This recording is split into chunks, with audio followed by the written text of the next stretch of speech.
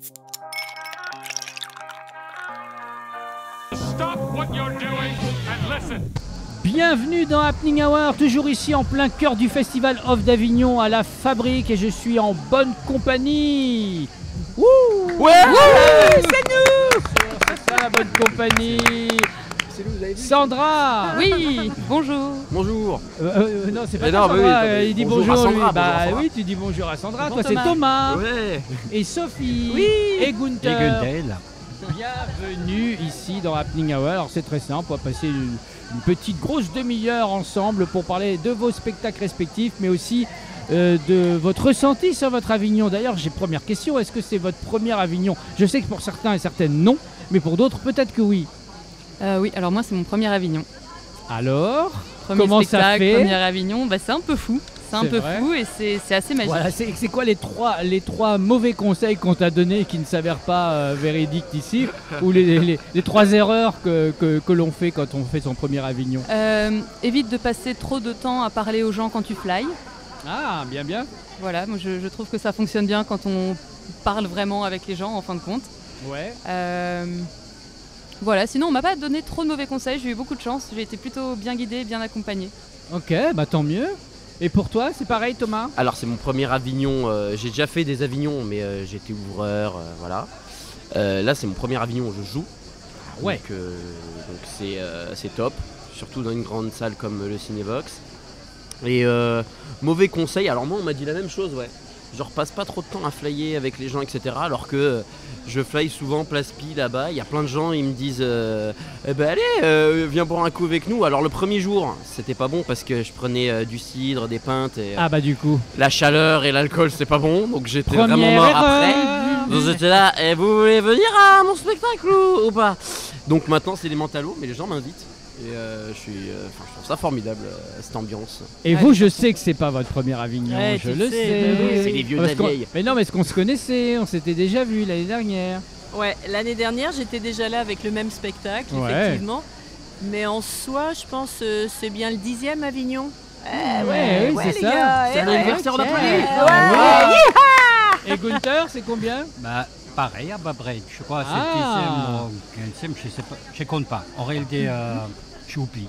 Ah bah c'est On est bien, des c'est vieux, pas on mal. oublie. Bah oui, c'est ça. Bah, Ouais, moi, ça ça Alzheimer n'est pas loin maintenant. de 15 quand même, 15 Avignon. Mon tout premier Avignon, ça avait été à la sortie de l'école de théâtre. Moi, j'avais fait une école de théâtre que personne connaît en France, mais qui est très connue à l'étranger. C'est chez Philippe Gaulier, donc il n'y avait que des étrangers là-dedans. On l'embrasse. Et en sortant de l'école, ça devait être en 89-10, j'ai fait mon premier Avignon. Ah oui. À l'Étincelle qui venait d'ouvrir. Oh, l'étincelle. Ouais. Oui, on les adore. On y était l'année dernière pour un des spectacles que je produis.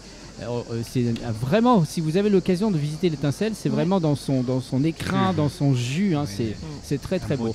Très beau théâtre. On va parler de vos spectacles. Regardez-moi ce mini flyer. Et oui, Comme c'est mignon. C'est une carte de visite en fait. oui, parce que les fly, je fly beaucoup pour mon spectacle, notamment à Paris, à Montpellier. Et j'en ai eu marre. Déjà, en fait, les fly, les gens les jettent. Les fly, les gens les jettent, c'est le problème. Bah là aussi, je peux le jeter. C'est Non, parce qu'il les est gens- encore plus petit. Les gens les gardent dans leur portefeuille. J'ai eu la preuve plein de fois. Ah très bien. Parce que c'est petit, ça se garde en fait. Très et bien. puis surtout, ça coûte cher. Les voir prendre le fly et le déchirer et le mettre comme ça dans leur poche, tu Mais sais, oui. ils le reverront plus jamais. Donc, carte de visite, j'ai fait. C'est Et vrai puis moi, que- je suis différent. C'est vrai qu'il y a un truc qu'on n'aime pas, nous, c'est quand les gens. Ah oui, super, ils le plient en deux. On aime Mais ça coûte pas. super cher. On les regarde faire, on fait mais. Attention, c'est nos flyers. Attention, c'est nos flyers. Ah, moi, j'ai pas fait. Impeccable. Moi, je fais des avions avec. Et je les envoie chez les gens. Ah Comme là ça. là. C'est beau. C'est encore mieux. Et là, regardez comme c'est joli. Moi, j'aime bien à chaque fois saluer le graphisme, tous les gens de l'ombre qui travaillent pour vous dans la lumière, parce que c'est la première chose que les gens voient, c'est l'affiche. Donc, on peut parler de vos créateurs autour de vous. Qui Bien a fait sûr. cette magnifique affiche? Alors la photo c'est Loris Romano qui l'a faite, qui est un photographe génial. Rallumer les lucioles. Je le dis pour ceux et celles qui nous écoutent, qui n'ont pas l'image. C'est une magnifique affiche où c'est toi, avec des cheveux, on va dire, roses. Et puis, en guise de corne, de licorne, c'est une glace plantée comme ça à la pistache, on va dire. Exactement, à la Hein. pistache. Voilà. Ouais, je suis très, très heureuse de cette photo. C'est exactement ce que j'avais en tête et j'étais hyper surprise que le photographe arrive à faire exactement ce que je voulais. C'était assez fou. Tu l'avais montré avec le doigt d'abord. Regarde, je voudrais un truc En comme fait, ça. Je veux ça, et puis il l'a fait. Voilà. Ouais, c'était C'est génial. très très très très beau. Et puis une reine en exil, c'est pas la même affiche que l'année dernière, ça. Alors c'est la même affiche, mais C'est- on a rajouté Pina Bausch sur la photo. Ah oui, c'est ça. Parce qu'une reine en exil, ça évoquait pas Pina Bausch pour les gens. Et depuis qu'on a mis Pina Bausch, enfin je ne sais pas si c'est lié à ça, mais on a plus de monde cette année. Mais Ils oui, oui. identifient vraiment Bah, qui il bien s'agit. sûr, bien sûr. Mm. Très bien. On va parler. Et puis donc évidemment, alors toi tu as tout mis. Hein, c'est que sur un plateau, Ouais. tu as mis tous les logos qui existent en ce moment. Donc j'imagine que c'est tous les thèmes de prédilection. Non, c'est Non des faux amis. En fait, il y a des trucs dont j'en parle. Bah, Ouais. notamment, il y a un sketch sur le flic, il y a sur le droit, la SNCF aussi. C'est sur ton Mais il y a des t-shirt trucs aussi. où je ne parle pas. D'accord. L'essence, par exemple, j'en parle pas. T'en parles C'est pas pour de faire des l'essence. faux amis, c'est pour voilà, c'est pour se dire Ah de oui. quoi il va parler en fait. D'accord. Une Ouais. sorte de tutti frutti quoi. C'est Voilà. ça. Et du D'accord. coup, comme on va faire une dédicace à Charlie, Ouais. Charlie Serquet, qui est photographe, qui a fait l'affiche Ouais. et qui est magnifique. Très J'adore. très belle affiche. Ouais. Enfin, en tout cas, ça, on sait de quoi ça parle. Mm. Et donc, alors, une question que j'aime bien poser à tout le monde ici. Je suis spectateur, j'arrive dans votre salle. Qu'est-ce que je vois? La première chose que je vois ou que j'entends à l'ouverture du rideau, s'il y a un rideau, bien sûr, parce qu'il n'y a pas forcément tout le temps des rideaux ici à Avignon, mais vous avez compris. Qu'est-ce que je vois? La première chose qui arrive, le spectacle commence comment? Toi, alors, Thomas? Ah, comment ça commence vraiment, genre Ouais. Ça commence sur une musique. Ouais. Ça commence sur une musique, sur Upton Funk, pour mettre un petit peu de l'ambiance. Très bien. Et j'arrive, bonsoir à tous, j'essaye de mettre un peu le bordel. Et bon, bah là je spoil, mais mon régisseur se trompe, il change de musique, donc il met une musique qui n'a plus rien à voir. Donc je lui dis change, change, change.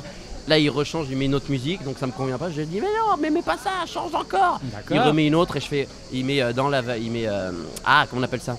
Dans la vallée, oh, comme ça. Oui. Il met ça, On donc l'a, ça fait, on l'a. c'est Manao. ça, Manao, la Bravo. tribu de Dana. Ça fait, on fait du blind test et ça fait taper dans les mains les gens. Je dis coupe, coupe, coupe et je fais railler. Ils font vraiment chier ces Bretons. Ah oui. Alors qu'il est pas Et ça bretonne dure du une tout, heure, moi. ça? Non. Pas du tout. Ça c'est mon entrée. Mon Très entrée, bien. voilà. Eh bien, on laisse le plat de résistance et le dessert à celles et ceux qui vont découvrir ton spectacle. Je te propose. Et je peux dire aussi après que en gros ça commence. Le premier sketch que j'ai c'est ce que le spectacle de ce soir ne sera pas. Je D'accord. dis aux gens ce que le spectacle ne sera pas ce soir. Ok, d'accord. Voilà. Bon. Et dans ce spectacle-là, alors moi j'arrive et je vois quoi? Des lucioles, rallumer les lucioles. Alors, je vois rallumer des les lucioles. lucioles, ça commence. Il y a une musique qui nous met un petit peu dans l'ambiance, une musique que j'ai composée. Et en fait, je monte sur le plateau avec une toile blanche et un pinceau, avec la ferme intention de peindre. Donc je pose ma toile, je suis là avec mon pinceau et j'y arrive pas. Ok. Et donc c'est comme ça que ça commence. c'est comme ça que donc ça on va commence. savoir ce qui va se passer ensuite. On va ensuite parler des pitchs des spectacles. Sophie. Oui. Comment ça se passe? Une reine en exil, Alors- le rideau s'ouvre, le spectacle commence comment? Alors il n'y a pas de rideau, les gens quand ils arrivent, il y a un fauteuil, il n'y a que ça comme décor, il y a un fauteuil sur la scène. Une reine en exil, ça parle de Pina Bausch et ça a été écrit au décès de Pina Bausch. Donc Ok. c'est vraiment un spectacle sur la perte, sur la nostalgie, sur l'enfance. J'arrive en scène, j'incarne Pina Bausch, je m'assois sur le fauteuil et j'ouvre une boîte.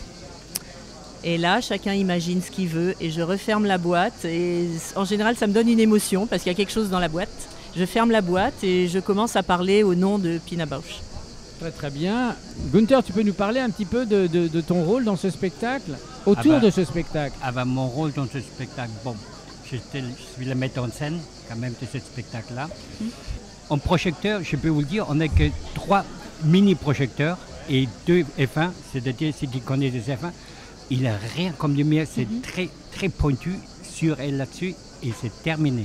Et ensuite, il y a une projection vidéo quand même derrière. Bon, ce qu'il dit pas, c'est qu'il fait la régie, il envoie les sons, il y a quelques extraits vidéo et de la musique. Et ce qu'il dit pas non plus, c'est que c'est lui qui a fait l'affiche. Le designer, c'est lui. L'horreur est humaine. Oui. Oui. Mais alors déjà ce titre est un hommage à Coluche puisqu'il l'avait dit dans un sketch. C'est vrai. Il avait dit et puis l'horreur est humaine, tout le monde sait ça. Et comme c'est ce qui m'a donné envie de faire l'humour, mon grand-père m'a fait découvrir ça à 8 ans. Coluche à 8 ans. Alors du coup, bah, j'ai appelé mon spectacle comme ça. Ouais. Et aussi parce que vous voulez le pitch du coup maintenant. Je veux le pitch. Le pitch. Non, mais je veux que tu m'en parles de manière naturelle. Oui, mais Ouais, en de gros, quoi j'ai tu eu, parles. c'est le thème de mon premier sketch. Ouais. J'avais créé un sketch et en gros, j'étais allé voir un film d'horreur nul. Et j'avais écrit mon premier sketch disant je comprends pas qu'on fasse des films d'horreur nuls, alors qu'il y a des trucs qui font bien plus peur dans la vraie vie, quoi. Les impôts, tout ça. Et en fait, c'est devenu mon premier sketch, qui est devenu en fait le fil rouge du spectacle. Qu'y a-t-il de plus horrible qu'un film d'horreur? La vie. La vie. D'accord. Bah oui, ce qui a inspiré les films d'horreur, c'est bien la vie quand même. Exactement. Rallumer les lucioles. Alors là, voilà, ça c'est un joli titre. Voilà. C'est quoi le sujet de prédilection et quel était le déclic de ton inspiration? Ah, attention, instant promo. Instant promo. Regardez-les, ils sont là, le dindon. Donc, alors, allumer les Sandra. lucioles. Allumer les lucioles. Et si on s'autorisait un peu plus à être bizarre? C'est ça. Voilà, ça c'est vraiment c'est un peu le point de départ. Toi, tu te sens bizarre? Je me sens bizarre. C'est vrai. Oui. Alors, c'est quoi la définition de bizarre pour toi? C'est quand on se sent, je pense, en décalage avec la majorité des gens. Alors effectivement, il n'y a pas vraiment de définition. En fait, le personnage, pendant une bonne partie du spectacle, il essaye d'être normal, parce qu'il a peur sinon d'être seul. Sauf qu'il se rend bien compte que être normal, ça ne veut rien dire. J'aime bien ce qui est écrit là. C'est au bout du tunnel qu'on se rend compte que c'est une grotte. Voilà. Donc qu'est-ce qui se passe? Tu fais demi-tour? C'est ça, on n'est pas toujours sur le bon chemin. Ouais. Et c'est ok de décider de prendre une autre direction en fin de compte. Mais c'est aussi l'histoire d'une maman aussi. Oui, le personnage de la mère est assez présent. Enfin, les deux parents sont très présents, mais évidemment la mère a une place privilégiée dans l'histoire parce qu'en fait, la magie que Lily va accepter de laisser sortir d'elle, c'est sa maman qui lui a transmise. Et le père, lui, il a un rôle particulier aussi. Et le père, il a un rôle particulier, il est très présent par son absence. C'est ça. Il est évoqué tout le long du spectacle, mais voilà, on ne le voit jamais. Alors on le voit, elle va le voir, il y a un échange, mais lui c'est quelqu'un qui a vraiment baissé les bras à un moment et qui donc n'a pas les outils pour accompagner sa fille. Son objectif c'est d'être normal. Alors effectivement on se pose la question de ce que c'est que la normalité. Moi ça m'amuse tout le temps, vous savez moi je prends pas d'alcool et puis donc souvent c'est un Coca Zéro ou voilà, Coca. Et puis j'entends souvent ah non on n'a que du Coca normal. Moi, je dis, mais quoi, je suis pas normal, moi? Je suis pas normal, moi. Mon Coca, il est pas normal. Je suis zéro, c'est ça? Tu vois, le Coca normal. C'est ça. Donc, c'est exactement cette. Alors, c'est marrant que les étoiles, c'est dingue d'avoir trouvé ce lieu-là pour les Lucioles. Oui, j'aime bien le clin d'œil. Complètement concept, quoi, à fond. Tout à fait. On va en reparler tout à l'heure. Et puis, une reine en exil. Ah, alors, moi, là, le titre. Alors, une reine en exil, c'est un texte qui a été écrit par Jean-Paul Chabrier sur Pina Bausch. Pina Bausch, ça a été une grande danseuse et chorégraphe qui était née en Allemagne en 40. Il y avait tout à reconstruire, tout à réinventer, et elle a inventé ce qu'on appelle la danse-théâtre. Et donc c'était une danseuse. Ce spectacle n'est pas un spectacle de danse, c'est je dis ce texte, je délivre ce texte. Si Pina Bausch avait parlé, peut-être qu'elle aurait parlé comme ça. Donc il y a quelque chose de l'ordre de la poésie. Pina Bausch est partie en 2009. Elle est partie 3 jours après Michael Jackson. Le 30 juin. Hein. Et ça, je m'en souviens très bien parce que la planète entière parlait de Michael Jackson. Le 26 juin. Mais pour nous, Pina Bausch, voilà, qui est partie, évidemment, ça n'a pas été le même déferlement planétaire, mais Pina Bausch a toujours beaucoup influencé les gens de théâtre. Ouais. Les gens de danse la détestaient au début parce qu'il n'y avait pas de tutu, elle faisait parler ses danseurs, c'était un scandale. Elle faisait danser des personnes âgées, des personnes qui avaient tout type de corps et qui n'étaient pas classiques. Et ce qu'on trouve merveilleux dans ce texte, c'est qu'on trouve que Jean-Paul Chabrier, il a vraiment capté l'essence des chorégraphies de Pina Bausch. L'intensité, la violence des fois, le sentiment de perte, le désir d'amour, enfin tout ce qui est brassé dans les histoires de Pina Bausch. Ce qui est marrant, ce que tu disais au sujet de la mort de Michael Jackson qui a fait de l'ombre justement à sa mort, même si c'était quelques jours après. Vous savez qui est mort le même jour que Johnny Hallyday? C'était un écrivain. Ouais. Ah Eh oui. C'est un quiz. Attends, c'était qui? Jean d'Ormesson. Jean d'Ormesson. Voilà. Et il avait dit qu'il voulait pas mourir le jour en même temps qu'un mec très connu. Bah voilà. Et bah c'est fait. C'est fait. Accord perdu. La reine est immobile. C'est un extrait derrière. Au centre des choses, une reine exilée enfermée dans la cage des souvenirs d'enfance, de voyage, elle danse et danse encore. Oh mais viens, mon petit grand frère, viens refaire un petit coucou ici. Alors Regarde, qu'il mets-toi passait avec nous. nonchalamment autour de la table. On l'adore, regardez Comme ce ça. petit nounours. Voilà le petit grand frère. Regarde, il faut aller voir son spectacle, Miguel Ange. Magnifique béret. Voilà, c'est à 14h et c'est au Grand Pavois. Ben voilà, c'est fait. Mais voilà. À très vite. À bientôt. Merci. Ça tient chaud quand même ton truc là derrière. Hein. T'as mis une climatisation derrière. C'est ça. Ciao, ciao. Donc petit extrait, voilà, donc elle danse et danse encore. Ça, c'est une référence. Alors, d'abord, c'est l'auteur qui a écrit ça. C'est la 4e de couverture de son bouquin chez Actes Sud. Et c'est un clin d'œil au film qu'avait fait Wim Wenders il y a une vingtaine d'années, qui était Danser, danser, sinon nous sommes perdus. Ouais. Pour Pina Bausch, ça a vraiment été sa survie. Voilà, l'Allemagne était fracassée, il n'y avait plus rien. Les idéaux, les idées, il n'y en avait plus. Et elle, voilà, s'il n'y avait pas la danse, il n'y avait plus rien. Gunther, comment tu as dirigé Sophie? Comment toi tu t'es inspiré du texte pour faire quelque chose de scénographique, à la fois musical et aussi très poétique? Alors, c'est assez compliqué pour moi d'expliquer ça en France. Ah, tu as 2 heures. Merci beaucoup, c'est très sympa ça. On passera en accéléré Alors, quand même. La première chose que j'ai faite quand je travaille ça, j'ai fait pas d'analyse du texte. Je m'en fous du texte. D'accord. Deuxième chose que j'ai fait, j'ai mis le comédien là, sur un fauteuil et je l'ai fait vivre que dans cet endroit, dans l'espace. C'est-à-dire j'ai fait en sorte que l'espace elle-même devient vivant. Ah oui. En Allemagne, la notion d'espace, c'est quelque chose de très vivant. C'est pas quelque chose fiché, c'est pas un mur, c'est pas un truc comme ça. Un espace, c'est un lieu dans lequel tout peut passer. Il y a un passé dans cet espace, il y a un présent, un futur. Et donc, c'est-à-dire, j'attends que la comédienne, ou cette personne-là, donc ça, dans ce cas de Sophie, elle fait corps avec le texte. Mhm. Mais à aucun moment, je vais donner des indications. Comment il doit le dire, quelles sont les émotions, des choses comme ça. J'ai attendu et ça prend du temps. Ça prend vraiment du temps jusqu'à ce que ça jaillisse d'elle-même. Elle a l'air d'avoir souffert quand même, hein, Sophie, t'as souffert. Non, pas du tout. C'est un bonheur. C'est un Ah. texte que j'adore. C'est une personnalité extraordinaire. Enfin, puis j'interprète rarement des personnes qui ont été vivantes. Et là, c'est extraordinaire. C'est un cadeau. Ouais. Ouais. C'est une pépite. Une reine en exil. Une reine en exil, oui.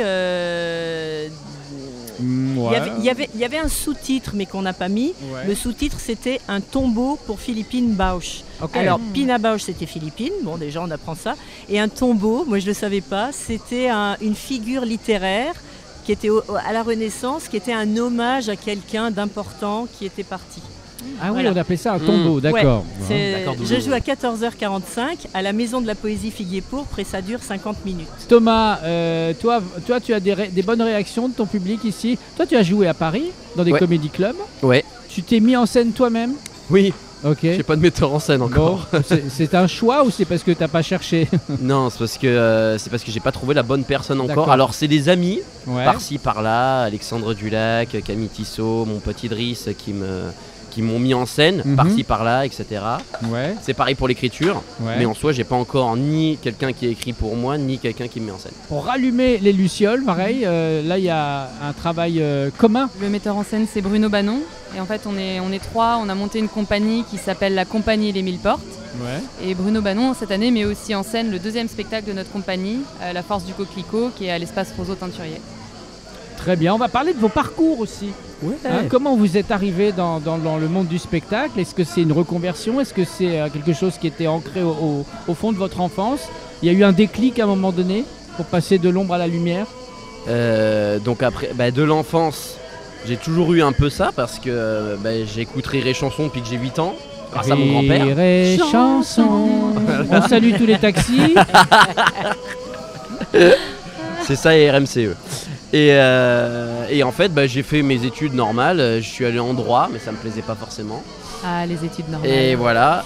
Et j'ai raté mes 2 années. D'ailleurs, j'en parle dans le spectacle. Et j'ai raté mes deux années, voilà, pour très très très peu de points, quoi.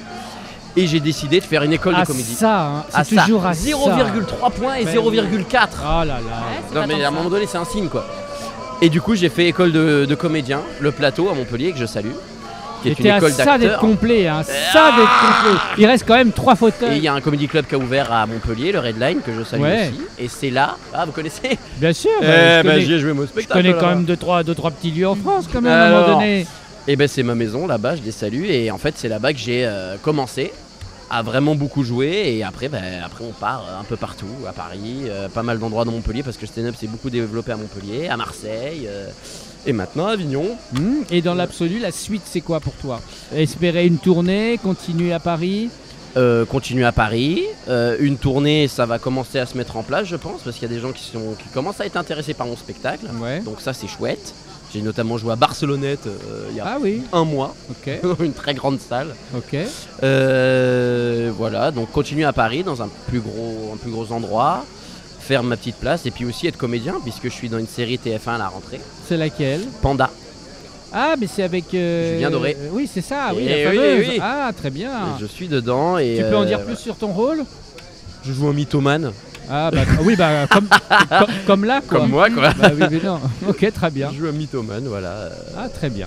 Mais ben, on regardera ça. Eh ben, merci. Sandra, ton déclic, comment tu es arrivée sur scène? Alors pour moi, le théâtre, c'est assez récent. Ça fait 3 ans que, Ah oui, d'accord. que j'ai mis le doigt dedans et que je me suis laissée... Ah bah, moi je trouve ça joli pour du 3. Merci. Ouais, on a l'impression que ça fait depuis quelques années que c'est Merci. déjà très pro. Je me suis jetée entière dedans. Donc, Tu travaillais dans la com avant, non? j'étais juriste. Rien à voir. Oh, toi d'accord. aussi. Alors c'était Ah, tout très juriste. carré. J'avais les cheveux longs, blonds, un tailleur. C'est voilà, bien, c'était- ça veut dire elle a déposé son texte, voilà, elle a Ah, sa elle a tout CD, fait, tout tout ça, carré. très bien. Alors c'était quoi le déclic? C'est quoi, un burn-out ou alors En fait, j'étais juriste et puis j'ai été entrepreneur et puis en fait tout ça ne fonctionnait pas pour moi et j'ai vraiment fait le chemin classique. J'ai été fiancée, j'ai une baraque, des chiens, une barrière, Ah tout oui. ce qu'il faut. Et en fait, j'étais pas du tout heureuse. Donc à un moment, j'ai tout largué, j'ai pris mon petit baluchon, je suis montée à Paris. Mais j'adore ce genre de récit. Et c'est là que tu as teint tes cheveux ou tu n'avais pas les mêmes cheveux avant? Alors, je me suis fait des étapes, c'est-à-dire qu'avant de tout larguer, j'ai coupé un peu les cheveux, mais j'osais pas trop, alors j'ai coupé qu'un côté. Ok. Alors tu passais de profil, comme ça la Bah, c'est personne ça, n'avait pas je- encore vu la différence. On Ok. sentait que j'assumais pas encore tout à fait le Ah, truc. très bien. Et puis après, j'ai testé un peu plein de couleurs et une fois que c'était rose, Génial. c'était rose. C'est assumé, j'adore, c'est joli, c'est raccord avec le flyer. Donc on rappelle où c'est? Donc, rallumer les étoiles, c'est à 11h tous les jours. Rallumer les étoiles. Rallumer. Vous voyez, tu ça vois, y est, je me. Rallumer les lucioles. Rallumer les étoiles, les lucioles. Donc rallumer les lucioles aux étoiles, c'est à 11h tous les jours, sauf le mardi. Ok. Et pour vous alors, déclic aussi?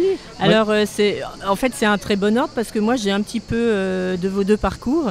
Moi j'ai commencé par faire il y a 2 heures pour s'exprimer. Non je plaisante. J'ai commencé par faire... J'ai compris. J'ai commencé il y a 2 heures ma carrière, d'accord. Non, Juste j'ai avant, commencé par faire un bac scientifique, je voulais sauver le monde, je voulais être docteur. Là-dedans, Oh. je découvre la philosophie, je fais Hippocane, je voulais sauver le monde en étant philosophe. Comme Ramzi, Ramzi Bedia, il a fait Hippocagne. Ah ben je savais pas, faudra Ouais. qu'on cause. Et aussi bien chez les scientifiques que chez les philosophes, je trouvais que tout le monde avait l'esprit très fermé. Résultat des courses, j'ai fait l'école d'architecture. C'était génial. Du coup, j'ai fait les 5 ans et ça s'est passé à 2 doigts que je sois architecte. Ah ça. À ça. Attention, il y a l'instant Momo. Il y a un monsieur. C'est l'instant Momo casse-couille. Il va tout couper, il va dire Alors c'est l'instant Momo casse-couille D'accord. aujourd'hui. t'as pas coupé là. Non, Super. pas du tout. Menteur. Non, c'est pas T'es sûr coupé. C'est promis. Bon. C'est ton moment, Momo. Alors, Qu'est-ce que tu as à dire? Qu'est-ce qui s'est passé dans ta journée? eh ben, il y a une femme qui m'a rentré dedans Encore? et elle m'a dit vous êtes au milieu de la route. Je dis madame, je suis pas un hologramme. Ah oui. Ah bah oui. C'est pas un hologramme. Il est en 5D. Bravo. Bravo. Merci, Momo. Eh bien, tu reviendras. Tous les soirs au bar de l'Athéna. Non, tous les soirs dans Happening Hour, il vient aux alentours de 18-19 heures pour nous raconter sa vie. Que je te raconte quoi de ma vie. Bah là, c'est bien déjà. Une anecdote par jour. J'arrive pas à m'en remettre. Ah, autre chose. Oh là là, il va me Oh frapper. là là. Mais non, on l'adore, Non, Momo. il fait très chaud. Il fait très chaud, ça c'est vrai qu'il fait très chaud. Pas grave. À demain donc. Même heure. Allez, ciao. C'était le happening. C'était l'instant Momo. Oui, bien sûr. Oui. Là, tu es en direct. Là. Oui, bien sûr. Tu reviendras quand je serai Il pas y là. croit pas. Tu vois bien que c'est vrai. Regarde, on te voit. Regarde, on te voit là. On va Là. se reprendre une glace. Là. Je cherchais de l'eau. T'es là. C'est du live ça? Bah oui, regarde, rouge. Rouge. Ouais, je vais aller chercher de l'eau. Allez, je vous embrasse tous. Allez, Même si avec c'est un mongol. c'est fait. Ciao. Ciao. Je suis déçu, il l'embrasse jamais de ce côté. Ah.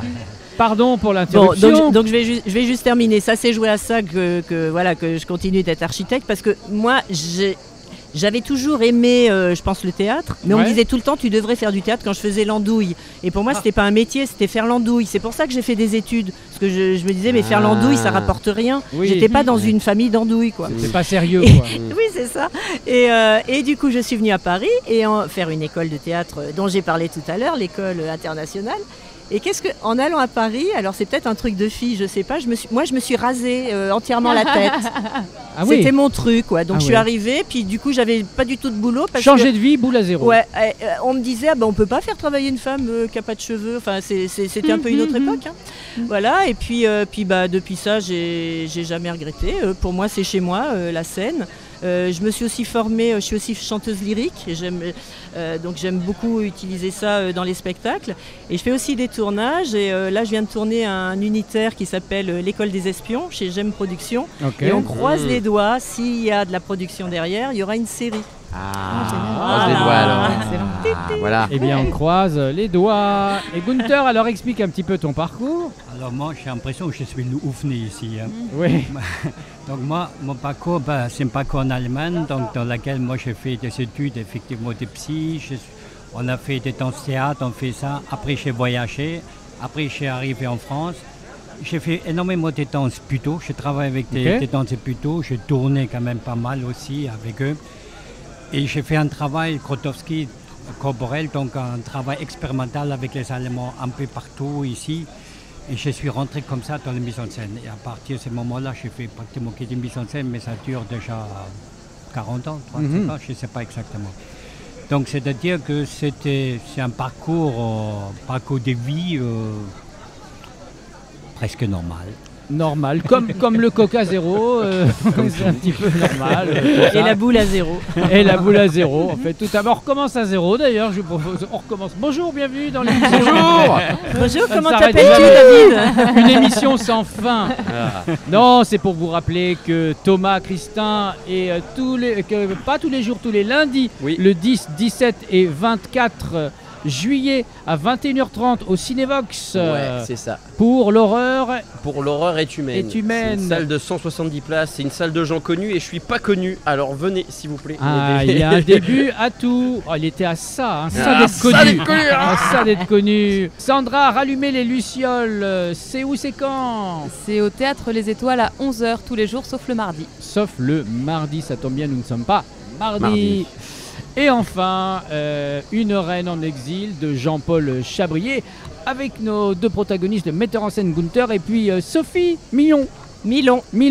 Ouais, Ah mais oui. je le prends bien, on m'appelle tout le temps Million, je pense que c'est très bon Million. signe. Depuis que tu as laissé pousser les cheveux L'abondance. Milon, C'est t'as ça. pris- merci beaucoup d'avoir participé à Happening Hour. On se retrouve demain, même endroit, même heure, ici, à la Fabrique, en plein cœur du Festival Off d'Avignon, qui se termine dans quelques jours, le 29 juillet.